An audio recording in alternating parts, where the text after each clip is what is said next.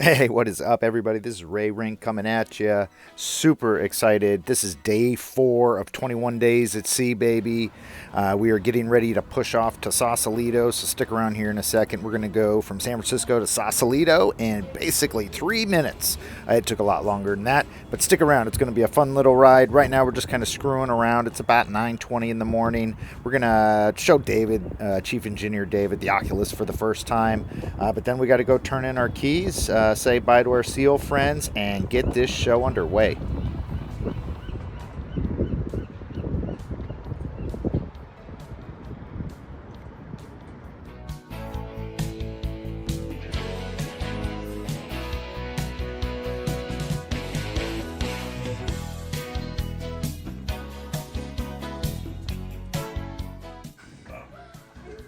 All right, David's trying out the, what is this, an Oculus? Right now I can see you guys. Oh, how do you fix that, Benjamin? He needs that. So Benjamin's controlling this, is this an Oculus, Benjamin? It is, yes. Okay, controlling the Oculus with his phone. I didn't know you could do that. Virtual reality. And then it's being displayed what Benjamin's doing on the TV here. So we can see what David's seeing eventually. Well, it's weird. My hands are making pointers. We're getting David set up on the Oculus. He's never used it before. Really? Just But don't do the cliff they're- diving. Rewriting the boundary. David's gonna just dive into the galley. Or if you do the rock climbing one and then you fall, that's kind Yeah. of scary. So this is essentially what David's David's seeing. doing the VR. Oh David on the TV. Okay, I had it for a bit now. Yeah, what happened? He had it and now it's gone. Okay, ready to jump in? Yeah. Come on. Okay, we're jumping in. Okay. Look up, see, look around. We don't reach first. Oh yeah. Look at this. Home Depot buckets. No Home Depot buckets. Sir, how are you this morning? Good? Finding a spot? Nice and cozy? Remember your Home Depot buckets, people.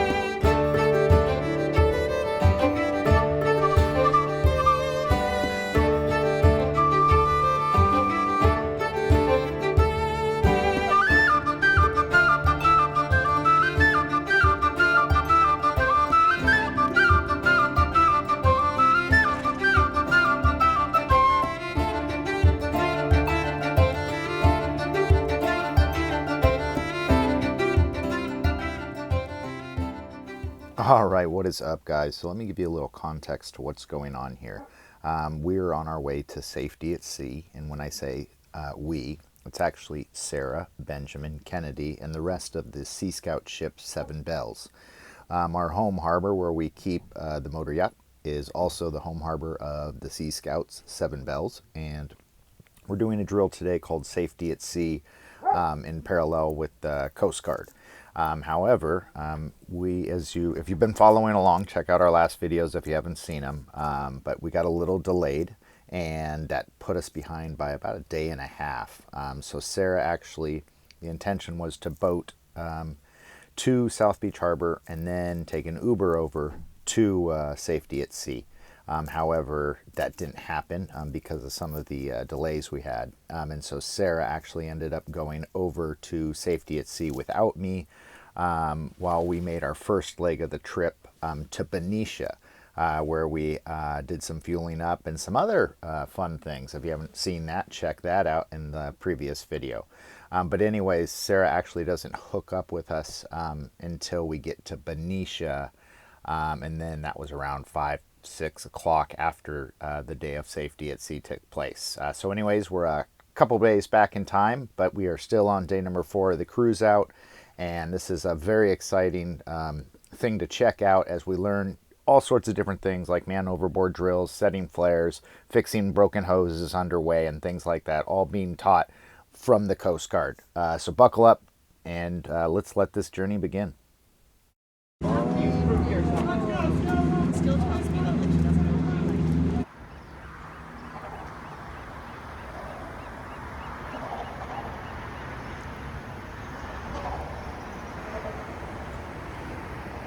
What is going on, guys?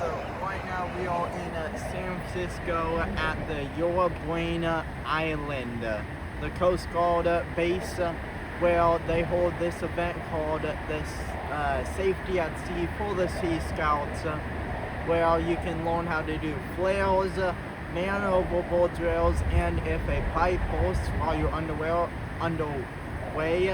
you can learn how to fix it.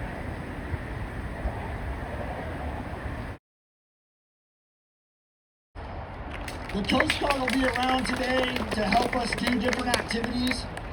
If you guys have questions about the Guard, about joining, questions about the activities we're doing, don't hesitate to ask. They're here to help, okay? Number 1 rule is safety, safety, safety, right? So everybody's gonna get issued a pair of safety glasses. Have your safety glasses on. It's very important. We've done a few things a little different this year. We've added some stuff, we've taken some stuff away, and we're gonna do that throughout the year, so it changes a little bit every year. If you have not checked in yet, please go do so at registration.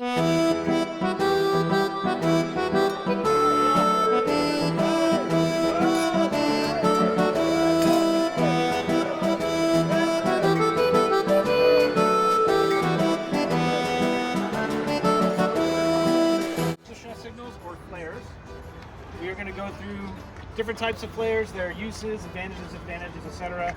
And then we're going to set off some of these handheld flares with a few of you guys. Some of these are a little sporty, so we're not going to let these off.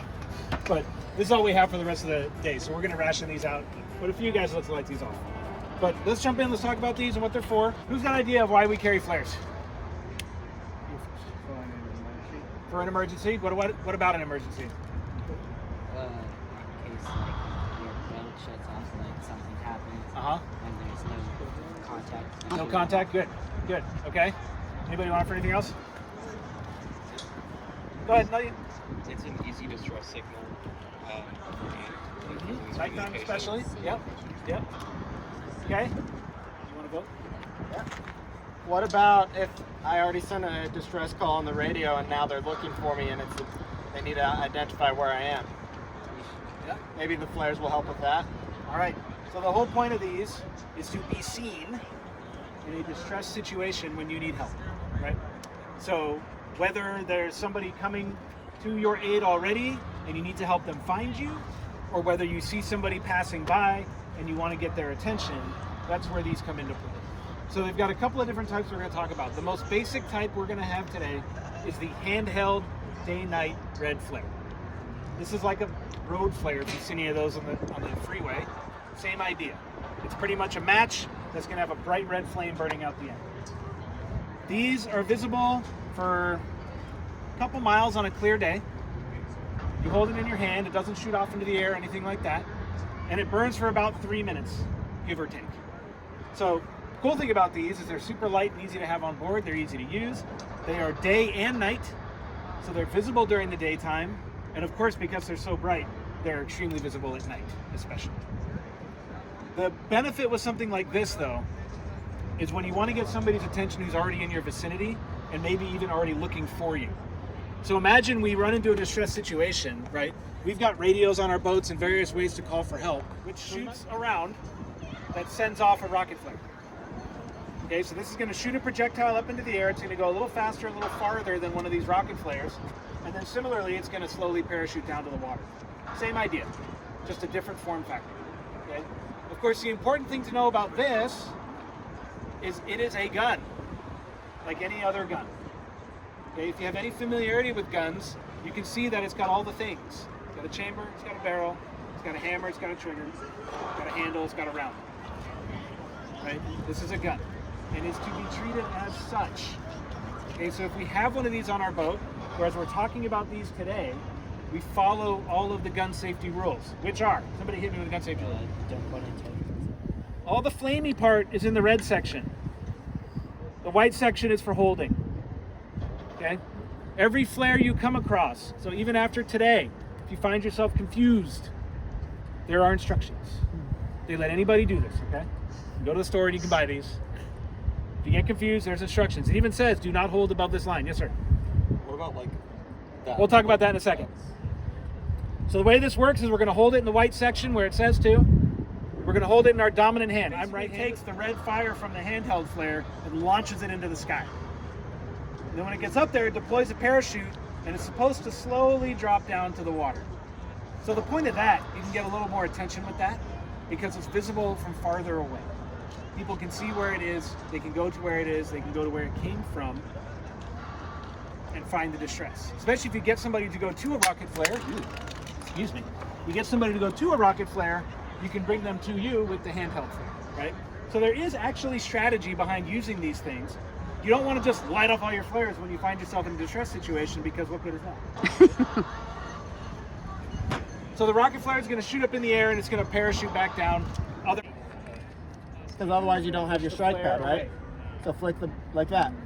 So you can just put it on the ground, you'll pick it up later. So go ahead, take the strike pad off. There you go. Hold it out here. You can just toss that into the orange. Go ahead, hold closer. And are you left-handed? Yeah. Okay.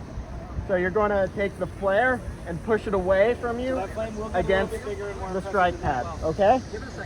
Go ahead and do it.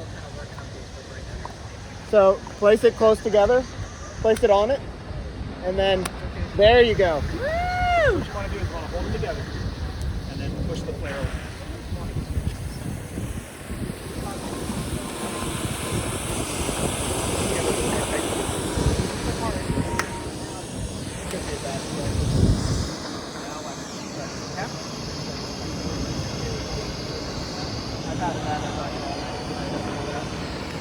There you go. Then you can just Woo! drop Go it Kennedy! And then you'll Go pick it up. Maddie! I will come rescue you, Kennedy! So you guys see those drips? Yeah. That's liquid metal because we're burning magnesium. Whoa. Get That's slow why we're holding it over the water.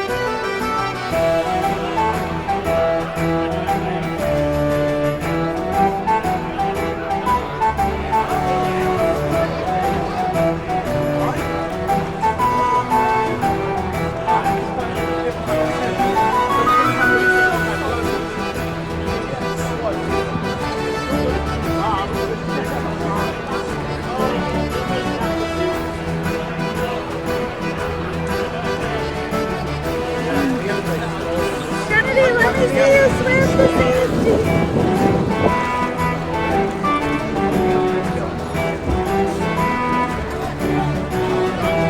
Hand you the life raft.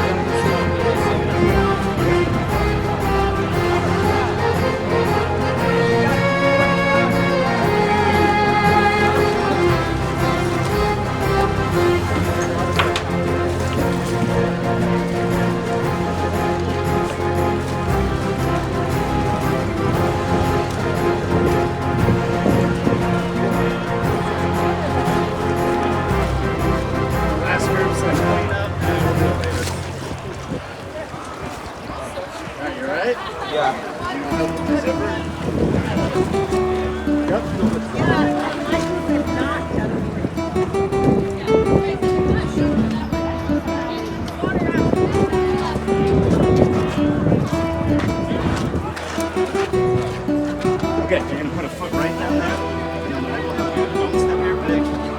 Big. Look up.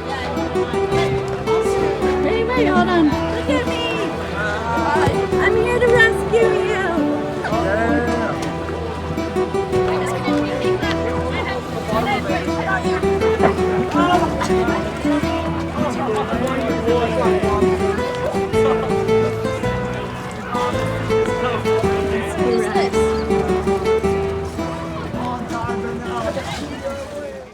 You're going to see it says flooding rate. So you're going to notice the smaller the diameter, higher in the water line, the slower the rate of flooding.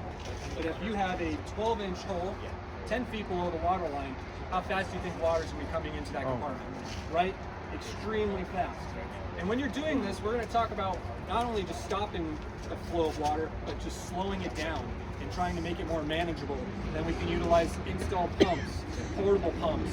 We have other means of plugging and patching that take a little more time, and we're going to demonstrate those. So some of the things that we're going to show you, this is very, very simple. So in the Coast Guard, we have a repair locker with almost everything that we would need to combat any situation. Today, I'm going to give you just a couple tools, very simple tools. You're going to see how effective that they are. So any of these pipes that are cracked, whether they're hard pipes or they're soft pipes, you can use these tools in front of you. So first thing we're going to talk about is a wedge and a plug. Anyone want to take a stab what type of wood this is and why that's important? So this is pine, sugar pine. Why is that important? It's because it's absorbent, and when it's used, it swells and it helps you out, right? So you need to use other things in conjunction with your wedges and your plugs. And today we're going to be pretty much using rags and cut up float coats. So how you utilize this is you take your rags and you basically camelback it on your wedge or your plug, and you drive it into the ruptured hole, the crack, whatever the case may be. There is no real rhyme or reason to perfect way to utilize it. So your imagination is going to be your best friend. So, because every crack is going to be different. So it may be right behind you. This is a very low rail, so be careful working around the edge here. All right? Okay. All right, I'm going to kick this thing on. Have some fun. Do your best. Use your imagination. If you have any questions, reach out. We'll come give you some help. All right? Just turning on the water.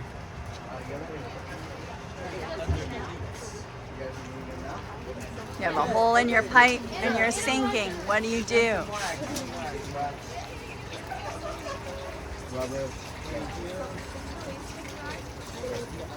Good job, go team!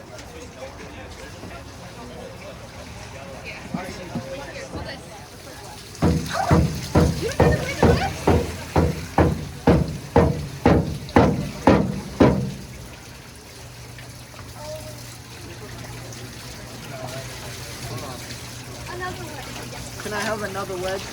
Yeah. Thank you.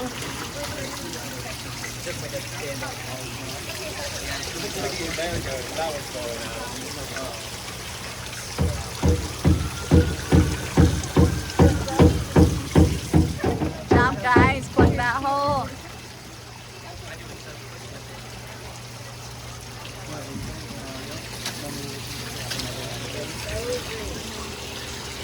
On camera. Okay, now get another one. You already have it prepared for you. See, that's how beautiful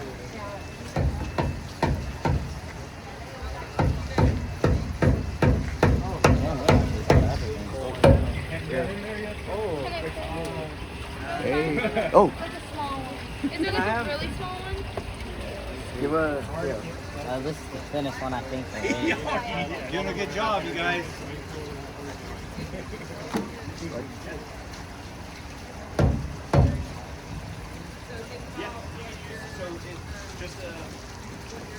Yeah, they can use that one for this one. This time, guys, you have to look for any valve so that we can turn off. Interact. Can I get a bag? There you go.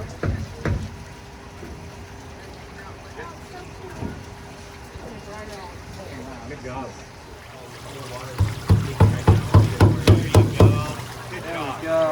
Okay. And we got this hole down here. Ollie! Great job. Great job, Isu. Wow! And you plugged up that hole too?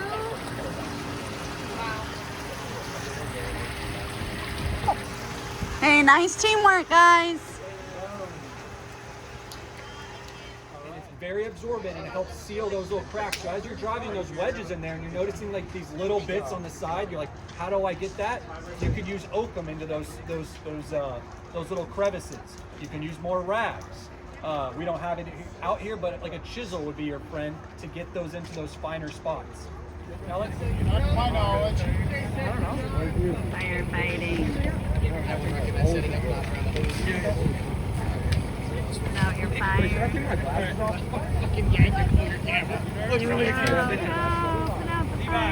Levi, you ready? Oh my God, Levi, Mr. Hershey's stateroom's on fire!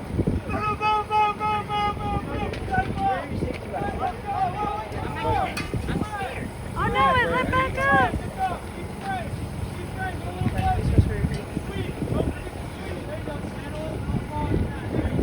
The galley, the stateroom, get it, get it! Don't turn around. Eye on the fire.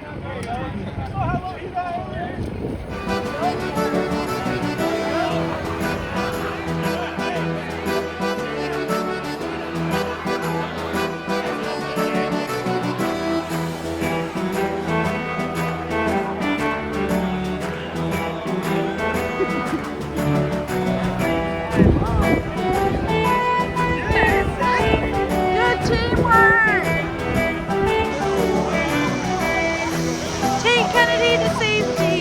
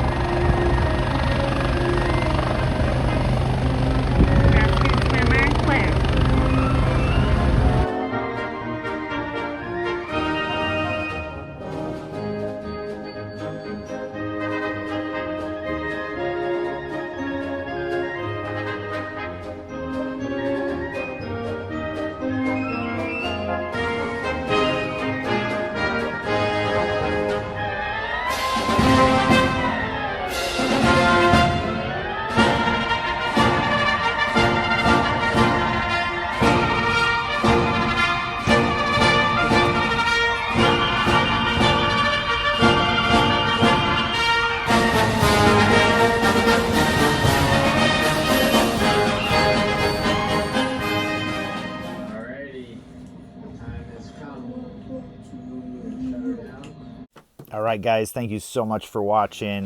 This video is really special and dear to us, as we have gone out into the ocean numerous times. And when you do so with your family, you definitely want to make sure that you're taking all the safety precautions, and not just safety precautions, but you're doing what you can to be prepared for all the different scenarios. So anyways, it was quite the day, learning how to plug holes while underway, learning how to put on submersion suits, doing man overboard drills, and so forth. But to give you guys some context, this happened just about 2 days ago on the first leg of our cruise out. And as you know, we were a little bit behind on that cruise out, so I missed going to safety at sea, and then Sarah actually goes and takes the kids to safety at sea while we're doing the first part of the trip. When we get to Benicia, by that time safety at sea is over, and Sarah takes an Uber to the Benicia Marina along with the kids, and begins the second leg of the trip with us, which is into San Francisco and San Pablo Bay, San Francisco Bay, where it can get very, very dark. So in further reflection, doing man overboard drills and fixing bursting pipes while underway, and then going cruising in the pitch dark at 10 p.m. at night, probably not advisable, as the kids were fairly anxious and pretty nervous. And a lot of it just had to do with the fact that they had just spent the whole day practicing for things going wrong, and then we jump in a boat at 10 p.m. and go cruising to San Francisco Bay. But we're back on the boat now, and we're getting ready for day number 5, baby. We'll see you on the next one. Thank you so much for watching. If you like this at all, just put up a like, give it that thumbs up, make a comment. If you have something to add, we'd love to hear what you have to add in terms of being safe at sea. Thanks again for watching.